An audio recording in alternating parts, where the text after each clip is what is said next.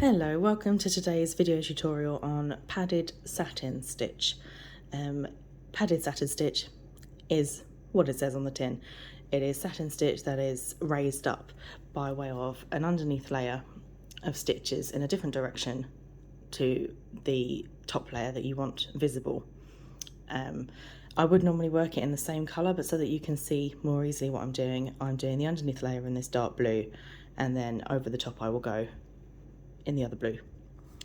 So to get started, I'm going to work horizontally this time. So now padded satin stitch, the underneath layer, it doesn't really matter if it's quite as neat as you would want on the top layer, because it just needs to be a sort of rough covering of your shape, a rough filling if you like, to give it that raised effect. Now you could, if you wanted, do the padding more than once if you wanted it really quite raised up, but for this tutorial I'm just doing one layer of padding underneath.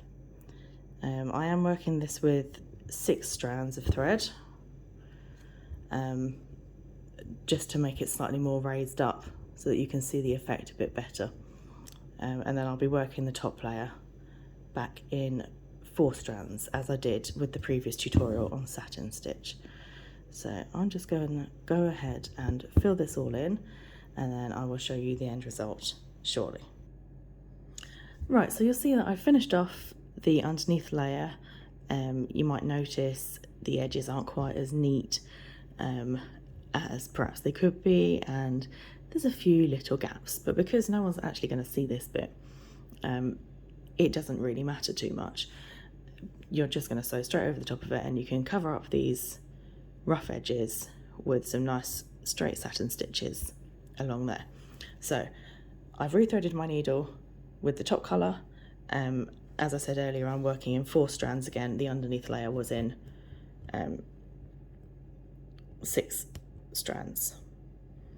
So I'm just going to start here. I'm going to tidy up this edge with just one straight stitch up here, and then I'm going to come a little further along. Now if you've watched my previous video on satin stitch, you'll remember that I divided my rectangle into little sections to make it easier to sew straight.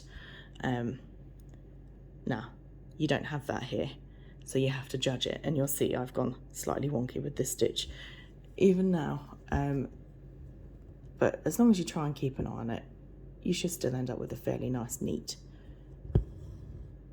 finished section of satin stitch. Right, so I'm just going to sew from bottom to top over the top of this base layer of stitching.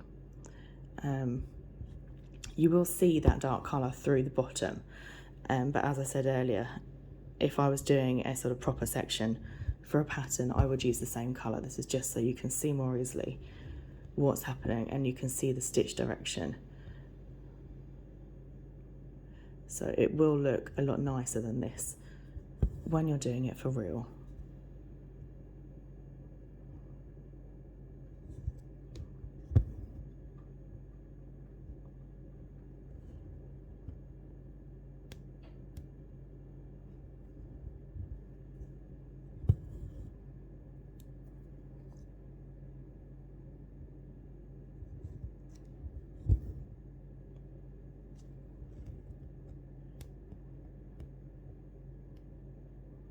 Just finishing off this section.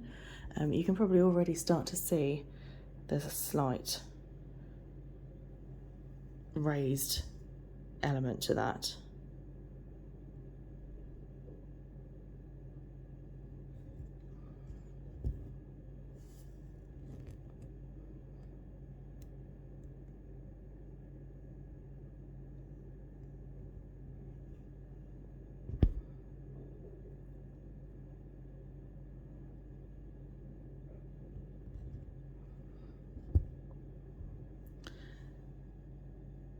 There, so I'm just going to carry on and finish that off, and then I'll show you what it looks like once it's done.